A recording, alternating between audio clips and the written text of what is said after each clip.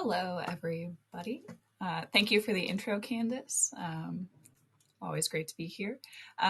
So we are going to dive right into Google Ad grant landing pages that work. Let me just find my clicker. There we go. You'll see this slide a lot today, I'm assuming. But again, I'm with Community Boost. We exist to empower social ventures changing the world. This is a few of our amazing clients and work that the team has done. I am Katie. I'm a digital specialist here on the Google Ads side. Been here since about March of last year. I've worked with all kinds of clients from the ad grant, paid search, display, video ads, or YouTube ads. I also like to mention that I do have some firsthand experience in the nonprofit sector. I was a communications manager for a small nonprofit for about 2.5 years. So I can really understand the feeling of the many, many hats that you as nonprofit workers feel. So this presentation is very much a culmination of the questions that I had while directly working in the nonprofit sector and the answers that I found working in Google Ads. So I hope that this session answers those questions for you. First question that I have to you is, who is maintaining your website? Would love to see answers in the poll, if we have a poll. And if it's you, if it's somebody from your internal team, if it's a contractor, if you're going, wait, I'm supposed to be updating my website, the answer is yes. And if you're not, it's okay. We'll talk through some things that you can do. Okay, so it's mostly the people in on this session, some other members, and then some contractors. I will go into why it is important to know who's managing your website, because there are things that you can do to your website that can affect how your ads perform. So we will keep this in mind moving forward. Okay, so agenda for today. We are going to first focus on 5 tips for a strong landing page. This is something that you can implement on every page of your site to just make sure that any URL that you are using for your ads is just high quality.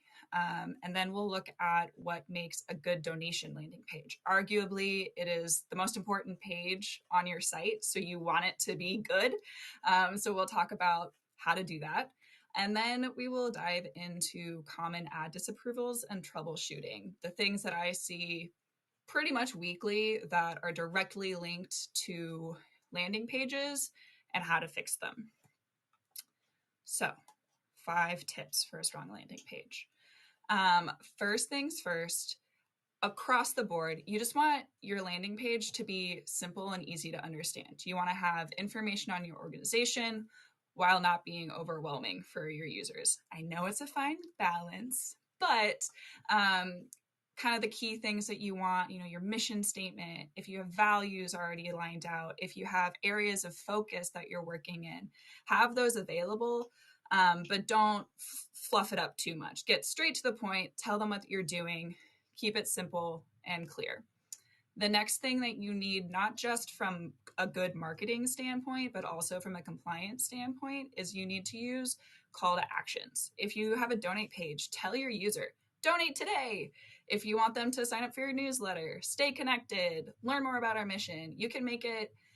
This is where you can add some fluff if you want to have a branded call to action. My previous job, we used make dreams come true today. That was our donation tagline. You can use something like that here for a call to action.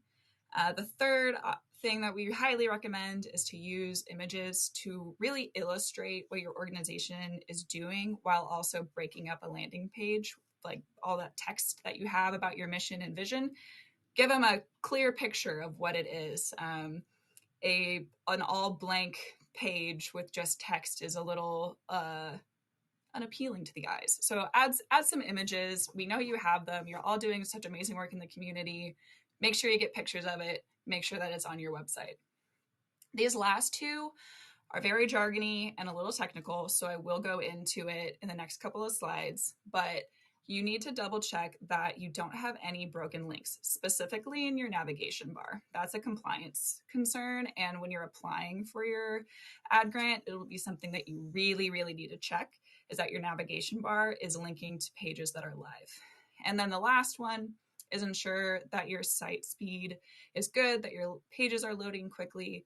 I'm going to pause for a brief second. If you haven't written down this URL, pagespeed.web.dev. That is what I use. That is what Google support sends me when they are using things. Write it down so that you have it. It's really great for just checking how well your landing pages are loading. Okay, so on to broken links. What I mean by a broken link is when somebody goes to your page and the page can't be found. You get the sad broken Google robot, you get 404 error, you get the think bubble that says, I can't reach your page. This typically happens when you have updated your URL. So communityboost.org/blog has all of our blogs on it. If you decide you want to update it and you change the URL to communityboost.org/blogs 2, you have now broken all links that were linked to your previous blog page. So that's a really important thing that you need to keep in mind when you're updating your pages. If you decide to update your URLs, you have to go back and check anything that links to it to make sure that they're still functioning. Most important spot to check is your navigation bar. That is the area of your site that visitors use to move from page to page. So it's typically at the top of your screen. We have ours screenshotted here. We have about, we have careers, services, case studies, all of these things that users can get to. But you're really sad if somebody clicked on your blog page on that link and got sent to the sad broken robot. So double check this before you even apply for the Google Ad Grant, just to make sure that the navigation bar has links that are working. Now we'll jump into site speed. This is another thing that comes up from a compliance level. Google is incredibly specific with what they want your site speed to be. They say your website must load quickly. Sorry, that was a little saucy, but they don't give you an actual number. So I can't give you an actual number. I can just give you what I have seen work, and you can take that information how you will. Most of my clients range from a performance score of 40 to about 70. I rarely see anybody above 70. Where I see the most issues is when somebody has a performance score of 20 or less. So if you run your site speed with pagespeed.web.dev and your score is less than 20, there's a high chance that your ads could be disapproved for, it'll show as destination not working, but it'll be related to your site speed. Or if you're applying for the grant, they may say your site speed is running slow. You need to make changes to fix it. PageSpeed will give you some suggestions of things that you can do to improve your site speed. You can also, if you're using a contractor, you can contact them and say, hey, we are seeing that our site speed is slow. Please make some changes. If you're the one running it, what you'll want to do is look on your back end and see if there are any old plugins that could be removed. If your image sizes are really large, that'll affect your page loading time. But it is something to keep an eye on. So really, you really don't want to dip below 20. On to the most important part. What is a good donation landing page? A good donation landing page includes elements of a good landing page in general.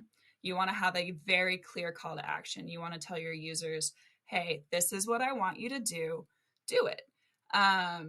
You also want to have a statement of how your donors' support will be used. This is not just your money is changing the world. It's your money is buying shoes for children that don't have shoes and preventing foodborne diseases. Your donation is saving 50 animals from abuse on factory farms. Your donation is supplying medical relief for Ukrainian refugees. You want to say what your donor's money will be doing.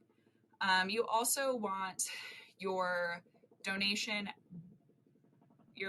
action, the button that they will be clicking, to be very clear for them to use. So you don't want it hidden under a bunch of text or unclear. You want it to say donate now and have the button very clearly seen. And then again, you want to have images that illustrate your impact, show how the money being used is changing lives. This is one of my favorite examples of a donation landing page. Even with the image of the girl with the mask, you can still see the joy of her with her fresh kicks. It's just a great image showing the impact. It has a message of what your money is going to be used for. New shoes mean a new identity for kids experiencing homelessness. Your money is giving somebody a new identity. That is huge. Your donate call to action doubles as a button. It's very clear. I click this button, I will donate. My only nitpicky thing is the button could be a little bit bigger, but that really does just depend on the size of the screen a user is using. So this one's one of my favorites. This one also has something that I haven't mentioned yet, which is that everything important is above the fold. Think your newspaper. The most important stories are always above the fold, and then they put like Toto was like climbed a tree on the bottom half. So you want your big news at the top of your page, and then anything that's kind of like extra fluff at the bottom of the page. Users like to interact with pages above the fold. We've seen, I think it's about 70% of users will scroll, but their max scroll will be about 3. 85% of users will not scroll more than 3 times once they reach your landing page. So make it easy for them. Don't make them scroll. Keep all of your important content above the fold. I always hate bringing up a poor example, but we have to see it to learn. This has, a explanation of what funds will be doing. With your help, this program can be implemented in elementary schools across the United States. You're saying, this is how your money will be used. It will be impacting schools. From there, we're not really ticking any of the other boxes. There is a donate button.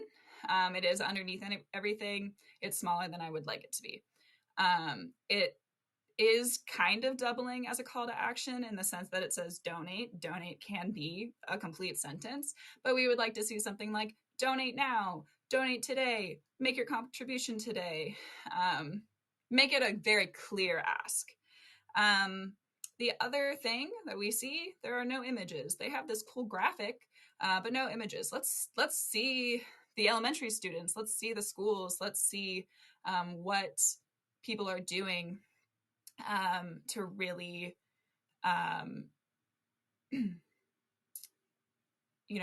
drive home the impact of the program.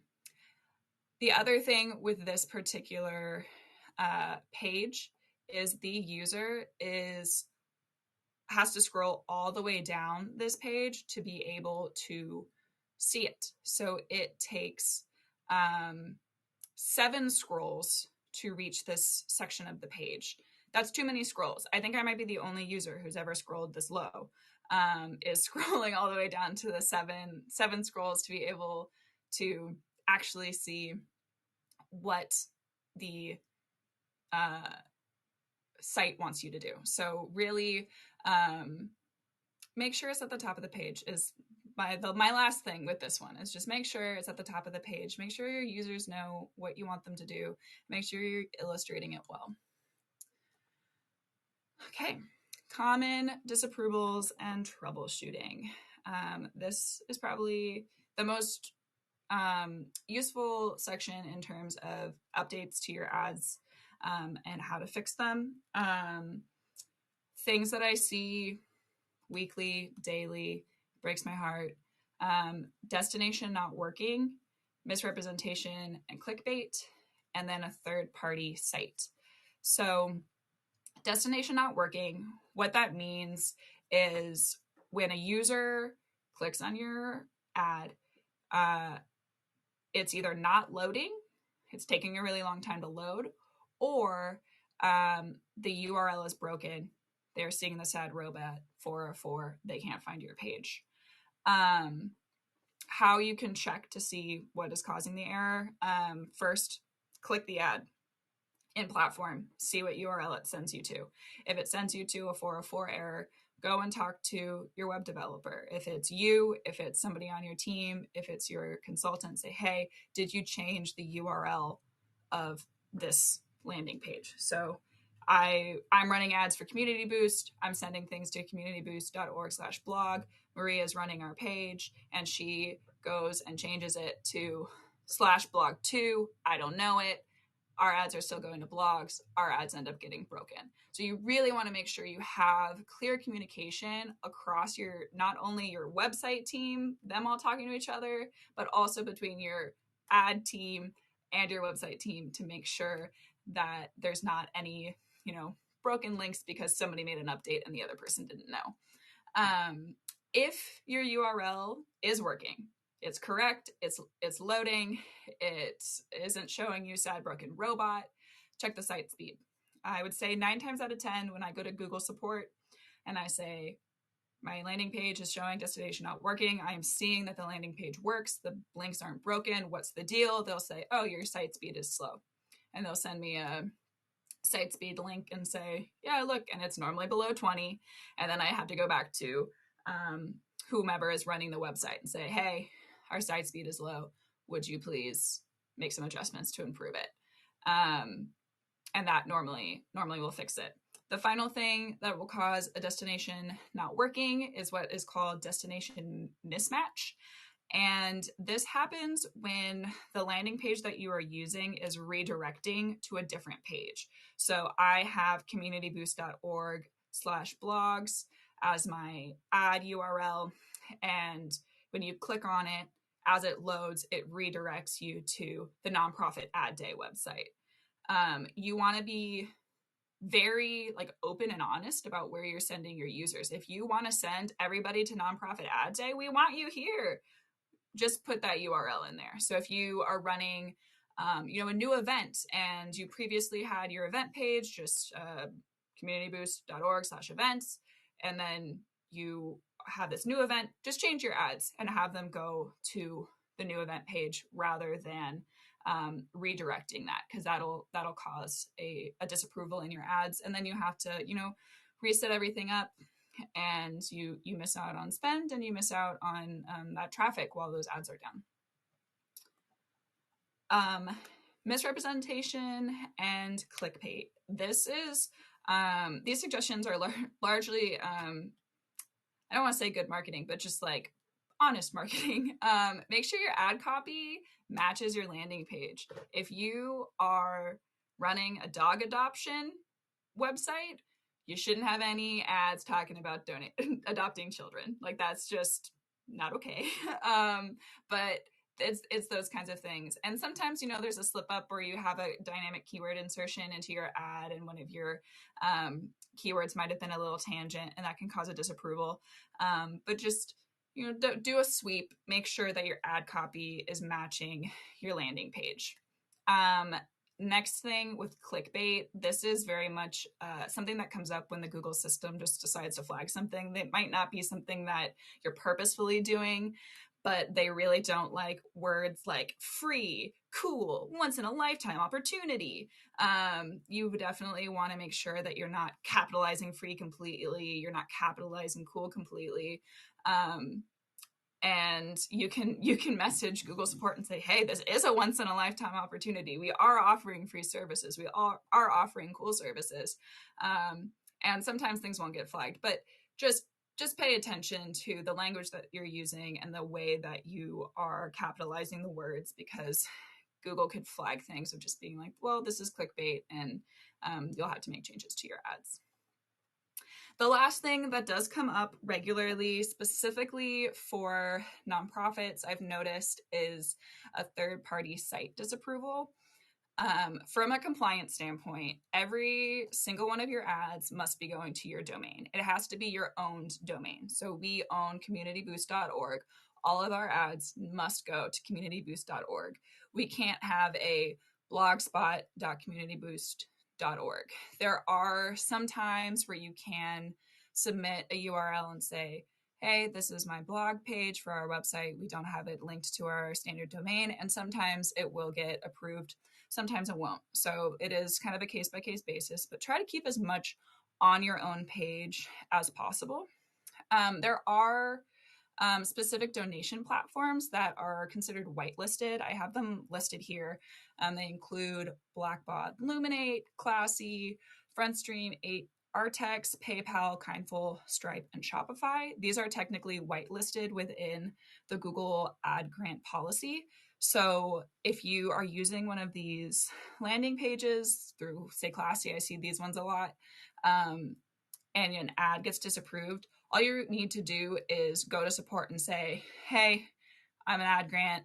This is a Classy page. It's whitelisted by the policy.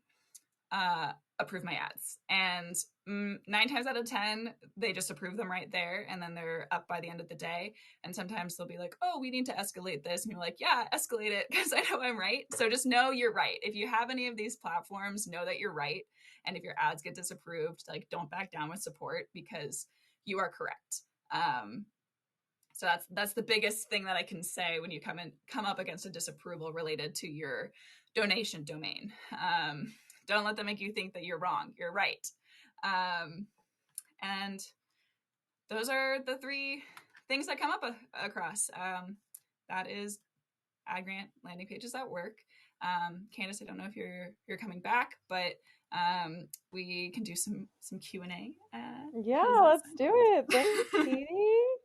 So yeah, this has been super insightful. A lot of good questions coming in. I would really encourage everyone, like, this is your chance to get all of your questions answered by an expert. So keep them coming.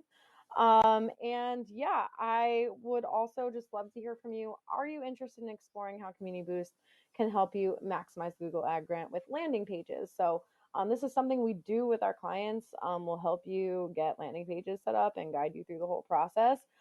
If you would like to learn more about this service, let us know and we can follow up with you. And I would really encourage you to take advantage of that opportunity to sit down with our team, whether it be for our report card session where we'll actually go into your account with you and help you optimize your opportunities, or book a game planning session with us. And we can sit down with you and actually look at your landing pages and like figure out like what's the next step here. So how can you personally at your organization optimize it? So that's something that we would love to offer. We'll go ahead and put those links in the chat. And a few great questions. So Grace asked, is it normal for mobile site speed to be slower than desktop speed? Our desktop speed is 77 and mobile is 11. Ooh, good for you, Grace. I rarely see above 70, so you guys are doing something right on your desktop. That actually is very normal to see a difference between desktop and mobile speeds. It happens because you may be optimizing your desktop version of your website, but you haven't optimized your mobile version of your website. This can happen if plugins perform better on desktop and aren't necessarily compatible for mobile. I largely work out of WordPress, so I don't know what other platforms look like, but when you are in platform for, say, like WordPress, you do have an option to see compatibility across desktop and mobile. And then again, if you have a contractor running your ads, it's really easy to just go up to your contractor and say, hey, why is my mobile site speed so low compared to my desktop? Because I think mobile, that's a little low at 11. but it's very rarely the exact same from desktop to mobile. Like what would you say like you should aim for when it comes to at least like mobile speed? Mobile speed. So I don't look at mobile a ton because we have found that um, desktop users are the most likely to actually convert with an organization. Oh, cool. But I would say, ballpark, get it up to that 40 area. That's what we were shooting for on website. Shoot for those stars. Like, let's go for 40 on mobile as well. But I'm 95% confident that Google mostly cares about your desktop speed in terms of compliance. And how do people test this for anyone that doesn't know? So that was a link that we mentioned earlier. I think Janae may have put it in the chat, but it is pagespeed.web.dev is what I use. And when Google comes back to me and says, your pages are slow, they send me a link that is pagespeed.web.dev. So that would be the one I recommend. And they do give you suggestions on what you can do to change your site to improve your speed. So we talked a little bit about some of the landing pages that are whitelisted. Do you know if HubSpot is? I do not believe they are. I copied that little section from their compliance page, and I want to say I made this presentation last week. So unless they've added HubSpot since last week, I don't think HubSpot is. But I really recommend like messaging support on things like that. I don't know how much wiggle room that they have, but it is a growing list. So I think the more people that bug them about, hey, why isn't HubSpot whitelisted? The more likely it'll be added to the list. Yeah. And it's a great opportunity. Like, yeah, go ahead and message their support, or feel free to follow up with us too, and we can shoot them an email with you as well. So yeah, happy to help with all landing page related questions. Jessica asked, our mobile site speed score is low, but the top issues are all Google related. So it's like reCAPTCHA, Google Tag Manager, and Google Analytics. So is there anything you can do to improve when Google is penalizing us for its own code?